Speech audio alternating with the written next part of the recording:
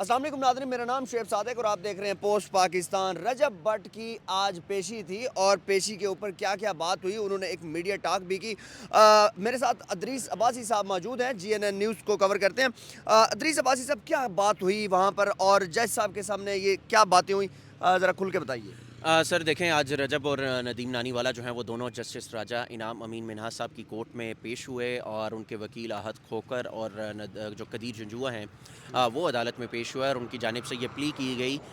کہ رجب کے حوالے سے کراچی میں ایک مقدمہ زیر سماعت ہے، تو ہمیں جو ہے وہ راہداری ضمانت جو ہے وہ دی جائے تاکہ ہم وہاں پر جو ہے وہ متعلقہ عدالت میں پیش ہو سکیں۔ اور اسی طرح جو ندیم نانی والا ہے ان کے حوالے سے جو ہے وہ NCCIA لاہور میں مقدمات درج ہیں، تو اس لیے ہمیں وہاں پر جو ہے وہ پیش ہونے دیا جائے تاکہ یہ متعلقہ عدالتوں سے رجوع کر سکیں۔ تو اس پر دونوں کے لیے جو ہے وہ اسلام آباد ہائی کورٹ نے 10 دن کی جو ہے وہ راہداری ضمانت جو ہے وہ منظور کی ہے کہ یہ دونوں اپنی اپنی متعلقہ عدالتوں میں پیش ہوں اور وہاں سے جا کے ضمانت جو ہے وہ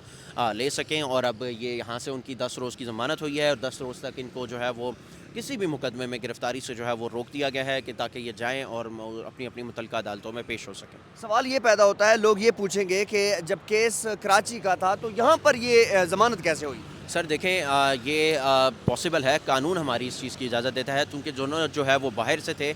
ملک سے باہر تھے، تو ملک سے باہر ہونے کے بہاف پہ بھی یہاں سے ضمانت مل سکتی ہے۔ جیسے وہ جس طرح سے پاکستان آئے وہ آلریڈی ضمانت پر تھے، تو تب وہ یہاں پر اسلام آباد ہائی کورٹ میں پیش ہو سکے ہیں۔ ان کی یہاں پہ درخواست دائر ہوئی تھی ضمانت کی، ندیم کی ان کی بہن کی بہاف پہ ہوئی تھی اور رجب کی ان کے کزن علی جو ہیں ان کے بہاف پر یہاں پر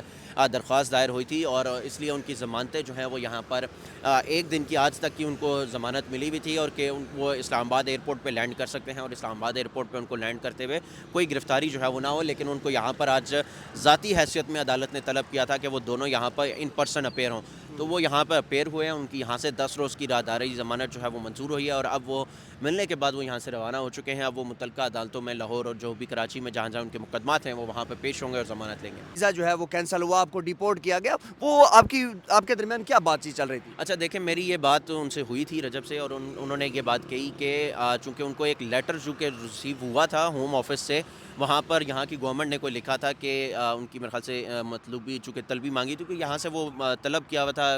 ان کی مقدمات تھے اس میں وہ پریپیئر نہیں ہو رہے تھے، ضمانت ان کی منسوخ تھی، تو اس حوالے سے وہاں کی ہوم آفس کو ایک لیٹر یہاں کی گورنمنٹ نے بھی لکھا ہوا تھا۔ لیکن وہ چونکہ ویسے ہی پاکستان آ رہے تھے، تو وہاں سے واپسی پہ جو ہے ان کو جو ویزا ہے وہ سسپینڈ کیا گیا ہے۔ آپ اس کو ڈیپورٹ کہیں، آپ اس سسپینشن اور ڈیپورٹ میں ایک بڑا واضح فرق ہے۔ ٹھیک ہے، ڈیپورٹ اگر آپ کو وہ کرتے، یہ رجب نے بھی میڈیا میں گفتگو کی کہ اگر ڈیپورٹ کرتے تو وہ 10 سال کے لیے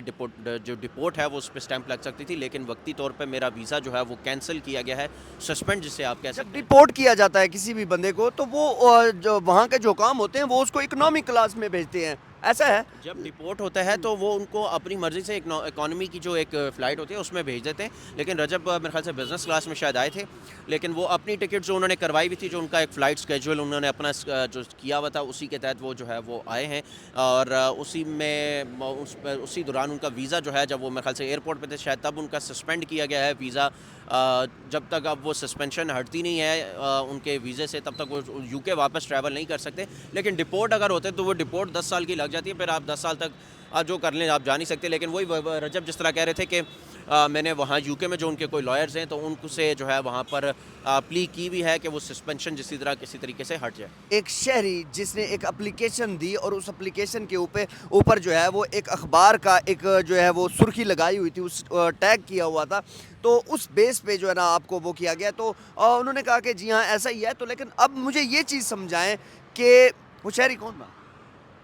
کیا کہہ سکتے ہیں، ہے جان پہ؟ سر کوئی پتہ نہیں ہے اس کے حوالے سے، لیکن یہ ہے کہ لیٹس سی کہ یہ چیزیں کہاں تک جاتی ندیم ہیں۔ نانی والے کے اوپر 2 کیسز ہیں لاہور میں، اور ان کے اوپر بھی لاہور میں کوئی کیس ہے؟ دیکھیں، رجب پہ میرے خیال سے NCCIA لاہور میں بھی مقدمہ ہے، ایک پرچہ ہے، اس کے علاوہ دیگر بہت سارے مقدمات بھی ہیں شاید ان کے اوپر۔ اس کے علاوہ کراچی میں ایک ان کے اوپر پرچہ ہے رجب پہ، پھر اس کے بعد ندیم پر 2، اس طرح انہوں نے خود ہی کہا کہ NCCIA میں ان کے خلاف 2 کوئی انکوائریز ہیں، کوئی مقدمات ہیں، تو اس پہ ان کی یہاں سے آج دونوں کی ضمانت تو ہو چکی ہے انٹرم بیل، اب وہاں پہ جا کے پری اریسٹ بیل ایک دیں تو گے۔ ان کے اوپر یہ کیس تھا 295 والا جو کراچی میں دائر ہوا تھا، مجھے لگتا ہے کہ یہ سینسٹیو کیس ہے، اس کے اوپر زیادہ تر مطلب جو وہاں ایشو بنا ہے اسی کے اوپر بنا ہے۔ دیکھیں، یہ 295 والا جو ان کے اوپر مقدمہ ہے وہ کراچی میں ہی ہے، اور اسی میں ان کی ابھی یہاں سے بیل ہوئی ہے، سینسیٹیو میٹر ہے، اس کے اوپر اب لیٹس سی کہ یہ چیزیں کہاں تک جاتی ہیں. مقدمہ سینسٹیو ہے, اس کو اوبیسلی ان کے جو وکیل ہیں میاں علی اشفاق صاحب بیرسٹر, وہ اس چیزوں کو اوبیسلی وہ دیکھ رہے ہیں, ان کو کس طریقے سے لے کے چلتے ہیں. اب یہ دیکھنا پڑے گا ان سب چیزوں کا آنے والے فیوچر میں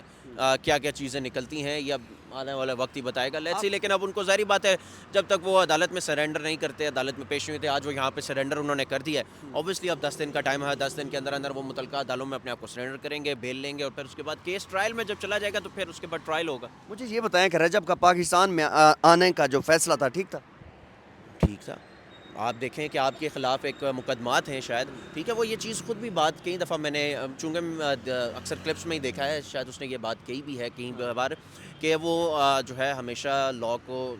جو ہے وہ ہمیشہ فالو کرتے ہیں, اور ہر شہری کرتا ہے, لاء کو فالو کرنا بھی چاہیے, ٹھیک ہے. اور اسی لیے وہ مقدمات کے حوالے سے جب جتنے عرصے سے تھے وہ عدالتوں میں ہم ان کو دیکھتے رہے کہ وہ پیش ہوتے رہے ہیں, اور یہاں پر بھی آج وہ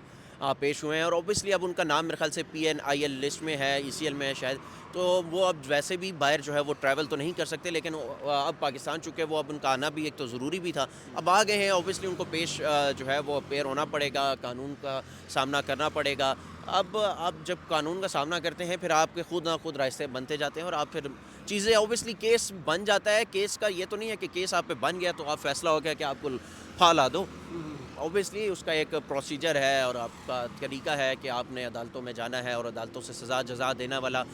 جو ہے وہ ججز صاحبان ہیں, اب وہ دیکھتے ہیں, کیسز سنتے ہیں, پھر اس کے بعد ہی فیصلہ ہوگا. It's a long time. اچھا, یہ کافی ٹائم چل سکتا ہے. اوبیسلی اب یہ دیکھیں یہ کیسز ہیں نا, یہ کیسز ہم دیکھنے میں بظاہر ایسا لگتا ہے کہ فوری ختم ہو جاتے ہیں,